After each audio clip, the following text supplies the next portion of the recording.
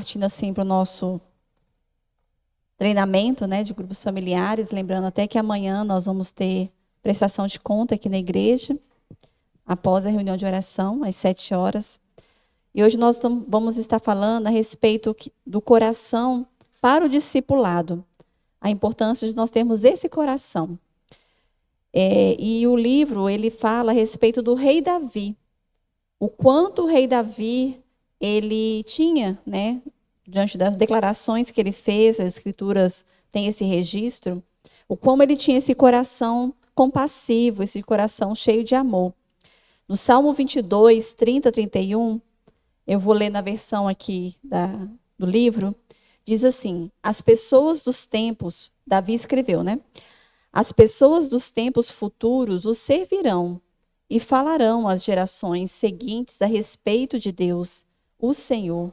Os que ainda não nasceram ouvirão falar do que ele fez. Deus salvou o seu povo. Então, o coração de Davi, né, ele tinha esse entendimento da importância de todos conhecerem, né, até mesmo aqueles que nem haviam nascido ainda, e todos os confins da terra, de conhecerem o Senhor. E isso é possível no nosso meio através da evangelização, que foi o que Jesus nos ensinou, né?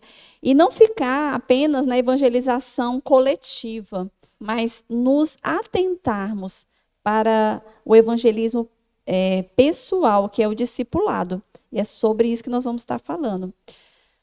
Jesus, ele disse assim, Mateus 28, 19 e 20, portanto, vão a todos os povos do mundo e façam com que sejam meus seguidores, batizando esses seguidores em nome do Pai, do Filho e do Espírito Santo, e ensinando-os a obedecer a tudo a que tenho ordenado a vocês. E lembrem disso, eu estou com vocês todos os dias, até o fim dos tempos. A grande comissão não fala apenas de evangelismo, embora seja muito importante, mas ele está dizendo a importância de nós fazermos discípulos que fazem discípulos. Para quê? Para ver perpetualidade. Acho que é essa a palavra. Para perpetuar, não é?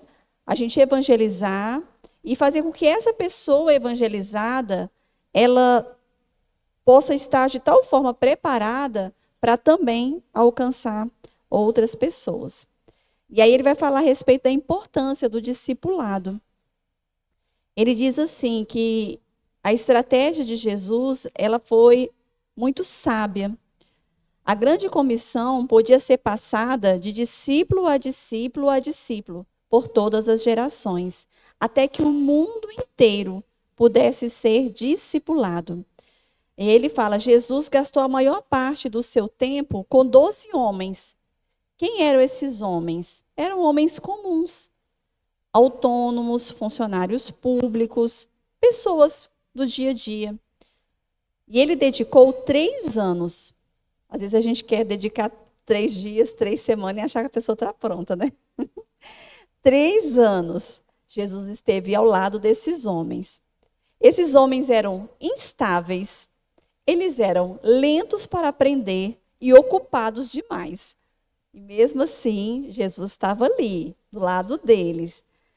Discipular esses 12 homens e então liberá-los para levar ao mundo inteiro a mensagem mais importante de todos os tempos.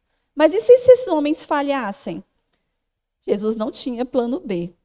Jesus poderia ter dedicado o seu tempo para ensinar as multidões que o seguiam. Mas não. Ele não poderia ter relacionamento íntimo com essas multidões, mas ele tinha com esses 12 homens. A genialidade da estratégia era, ele ficava ali, ensinando para esses poucos, no ambiente de comunidade, para que eles pudessem multiplicar essa mensagem por toda a terra. E ainda tinha um grupo menor ainda, que era Pedro, Tiago e João. Depois do Pentecoste, os apóstolos gastaram tempo com as multidões dos pátios do templo, mas se concentraram ainda mais nos grupos menores, nas pequenas comunidades, nas casas. No passado, aí ele está falando agora dos nossos dias, né? A igreja alcançou multidões, alcançava, né? Ou alcança ainda, por meio de conferências, cruzadas, grandes concentrações. E aí ele chama isso da lei da adição. Como é que funciona essa lei da adição? O evangelista ganha 1.000 pessoas só na pregação, nessas conferências, grandes conferências, né? Uma colheita bastante significativa. No final do ano, ele alcançou 365.000 pessoas. Ele faz só um exemplo. E no fim de 25 anos, através dessa pregação, 9.125.000 pessoas rendidas a Cristo. E isso da forma da lei da adição. Aí ele começa a comparar, a estratégia de Jesus não foi essa. A estratégia de Jesus foi de 1 a 1, através da multiplicação. Ele diz assim, é discípulo fazendo discípulo, de uma maneira lenta, mas profunda, ensinando a palavra, ensinando a orar, ensinando a importância da igreja de Cristo.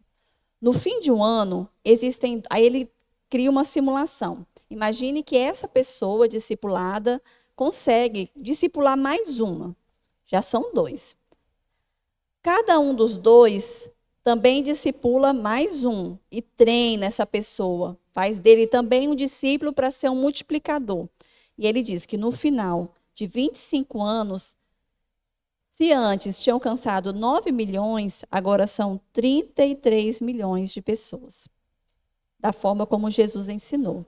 Discípulos terão sido alcançados, ensinados e cuidados. Um evangelista levaria quase 92 anos para alcançar o mesmo tanto de pessoas com a estratégia que Cristo nos ensinou. Usando o método de você discipular, de você ensinar, cuidar e enviar, o mundo inteiro poderia ser discipulado em menos de 35 anos. Aí já são a matemática aqui do autor, né? Mas, para concluir, ele está falando aqui a importância de nós.